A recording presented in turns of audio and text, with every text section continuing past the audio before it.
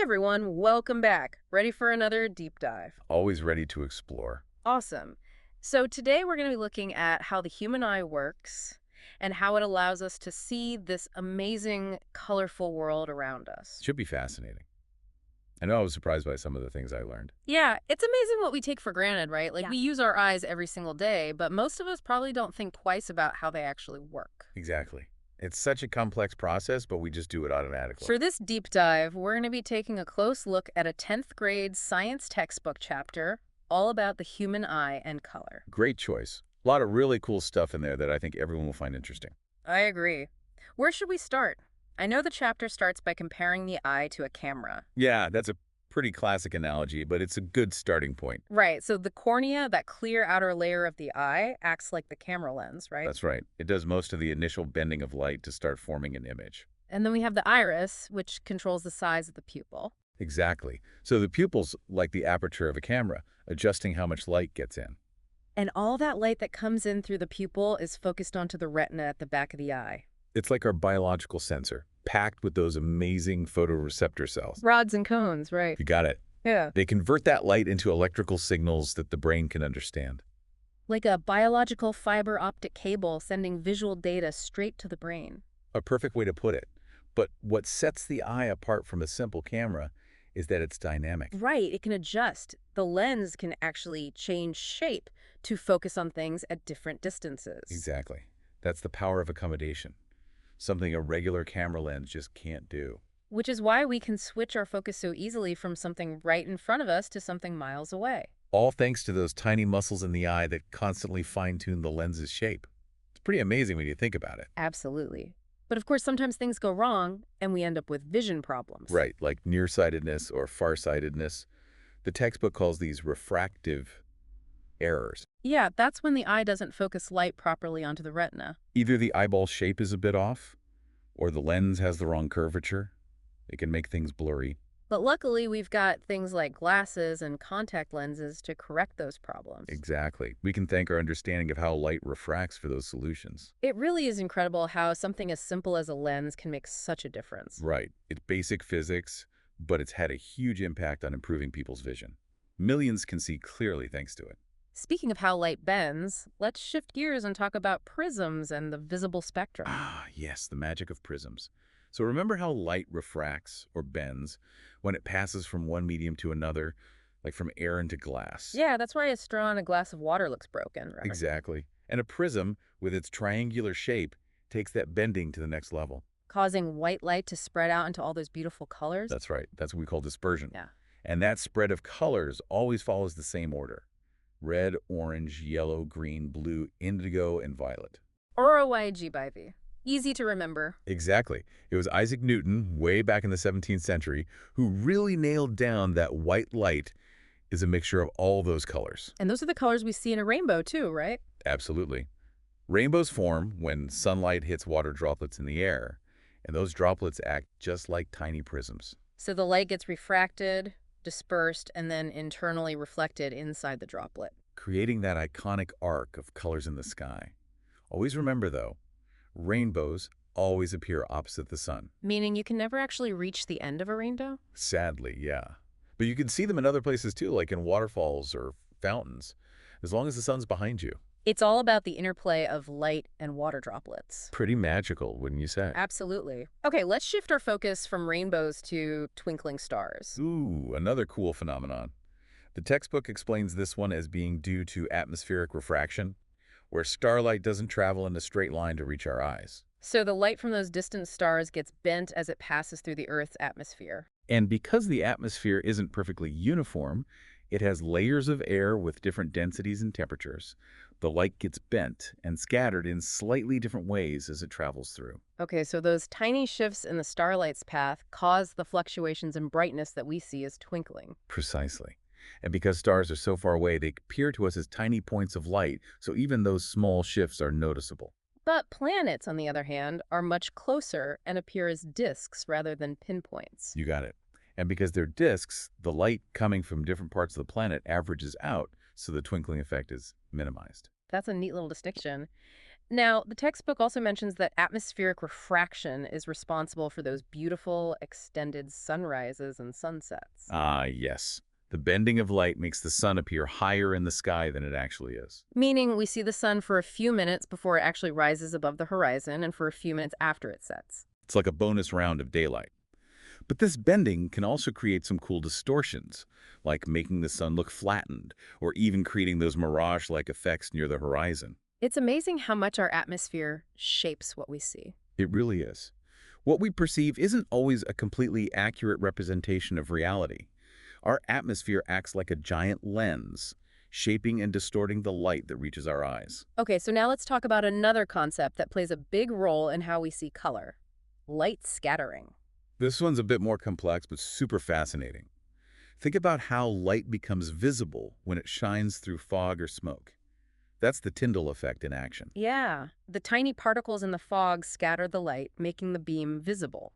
And the color of that scattered light depends on the size of the particles doing the scattering. So smaller particles are better at scattering blue light. That's right, which is why the sky looks blue to us. We're literally seeing sunlight that's been scattered by those tiny particles in the atmosphere. And it makes sense that red light, which has a longer wavelength, isn't scattered as easily. Exactly. Yeah. That's why we use it for danger signals.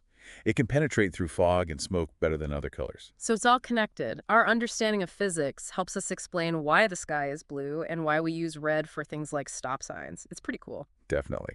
And here's another mind-blowing thought. If we didn't have an atmosphere, there wouldn't be any scattering. Meaning the sky would look black even during the day. Just like what astronauts see in space. Wow, I never thought of that. Our atmosphere isn't just essential for breathing, it's also essential for creating the colorful world we see. Absolutely. So it's like our atmosphere is this giant filter shaping the light that reaches us and creating all these incredible visual effects. It really is. And speaking of filters, think about how those same principles of scattering and absorption affect the colors we see in oceans and lakes. Right, we were just talking about how water absorbs those longer wavelengths of light, like red and orange. Exactly.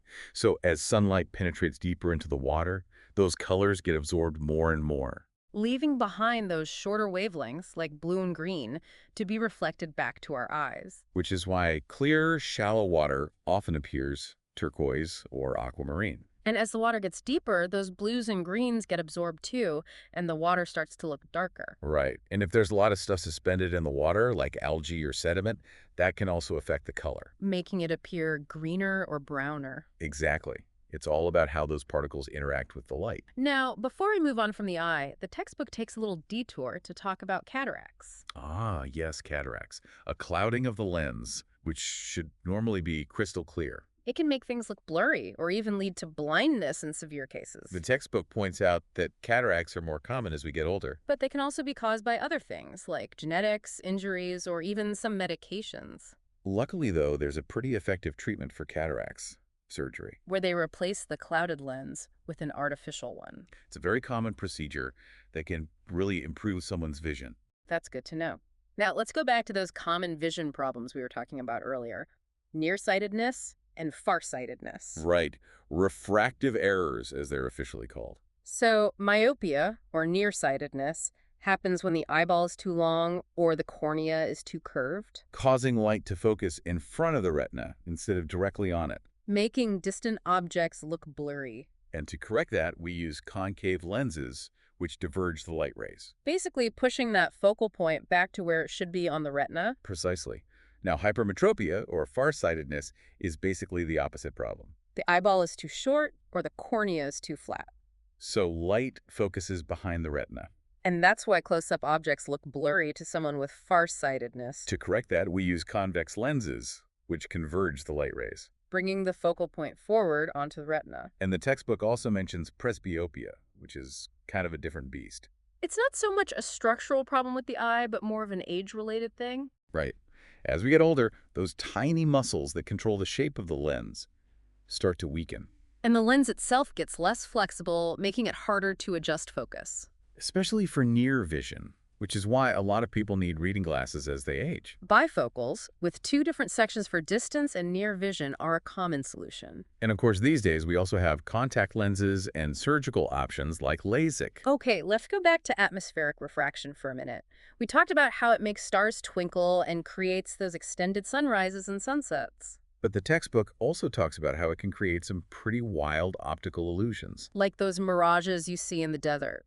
Exactly. It all comes down to how light bends as it travels through layers of air with different temperatures. So when light travels from a denser, cooler layer of air into a less dense, warmer layer, it bends away from the normal, And that's what happens near the Earth's surface, where the air is often warmer than the air above it, causing light from objects on the horizon to bend upward.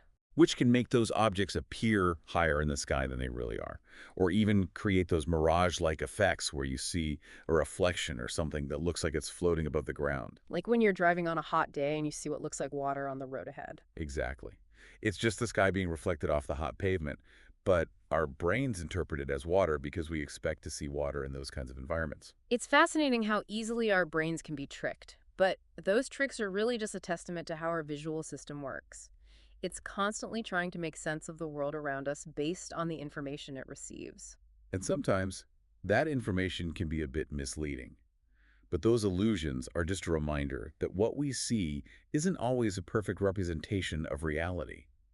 Our perception is shaped by a whole host of factors, including the physics of light and how our brains interpret those signals. Now, remember when we were talking about light scattering? Yeah, how it makes the sky blue and explains why we use red for danger signals. Well, that same phenomenon is also responsible for the incredible colors we see in sunsets. Exactly. As the sun gets lower in the sky, its light has to travel through more of the Earth's atmosphere, Meaning, more of that blue and green light gets scattered away. leaving behind those longer wavelengths, the oranges and reds to dominate the sky. And if there's a lot of dust or other particles in the air, it can amplify that effect, making the colors even more intense. It's like nature's own light show. And we see those same principles at play in oceans and lakes. Right. We talked about how water absorbs those longer wavelengths, like red and orange, which is why clear water often appears blue or green. And the more particles there are in the water, the more the light gets scattered and absorbed, creating those different shades of green and brown. It's amazing how these subtle interactions between light and matter create such a diverse palette of colors in the natural world. Now let's revisit the Tyndall effect for a moment. That's when light becomes visible as it passes through a colloidal solution like fog or smoke. Right. The particles in those colloids are large enough to scatter light in all directions, making the beam itself visible. It's like shining a flashlight through fog. You see the beam because the light is bouncing off those tiny water droplets. Or when sunlight streams through a forest canopy and you see those beams of light illuminating the dust particles in the air. Exactly. It's a simple but beautiful demonstration of how light can become visible when it interacts with matter in just the right way. And it's not just a pretty effect, it actually has practical applications too, like in those instruments called nephelometers that measure the concentration of particles in liquids or gases. So the Tyndall effect is both visually captivating and scientifically valuable, highlighting how different areas of science can intersect in fascinating ways. It's a good reminder that there's always more to discover, and that even the most commonplace phenomena can have surprisingly complex explanations behind them. Absolutely. The world is full of wonders just waiting to be explored. You know, this whole deep dive has really made me appreciate just how complex and amazing our sense of sight is. Absolutely. We kind of take it for granted. But the way we see the world is the result of this intricate interplay between light, our eyes, and our brains. Yeah, we've been comparing the eye to a camera, which is helpful for understanding the basics. Right, like how the cornea and lens focus light. But a camera just captures an image. Our brains actually process and interpret that visual information, constructing our perception of the world. It's not just about the physics of light.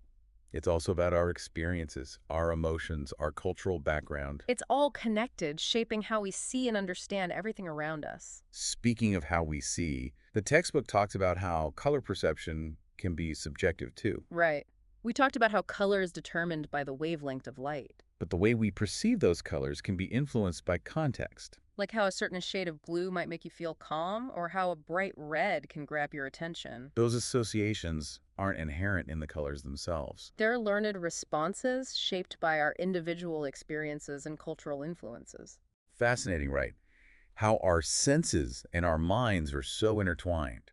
And the textbook's discussion of vision problems really highlights that. Seeing clearly isn't just about healthy eyes. It's also about having a brain that can effectively process those visual signals. Like with color blindness, where people have trouble distinguishing certain colors because of differences in their photoreceptor cells. It's a reminder that even small variations in how our eyes work can have a big impact on how we see the world. And our understanding of vision is constantly evolving too, Scientists are still learning so much about how the brain processes visual information. and how our perception is shaped by both biology and experience.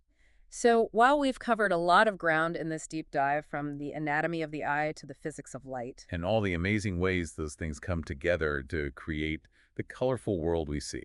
it feels like we've only scratched the surface. There's always more to explore. But hopefully we sparked some curiosity and given our listeners a new appreciation for the wonders of vision. I completely agree. It's been an incredible journey exploring how light, our eyes, and our brains work together to create this rich visual tapestry of our world. So to our listeners, keep those minds curious, those eyes open, and never stop marveling at the gift of sight. That's a great note to end on. Thanks for joining me on this deep dive. It's been a pleasure. Until next time.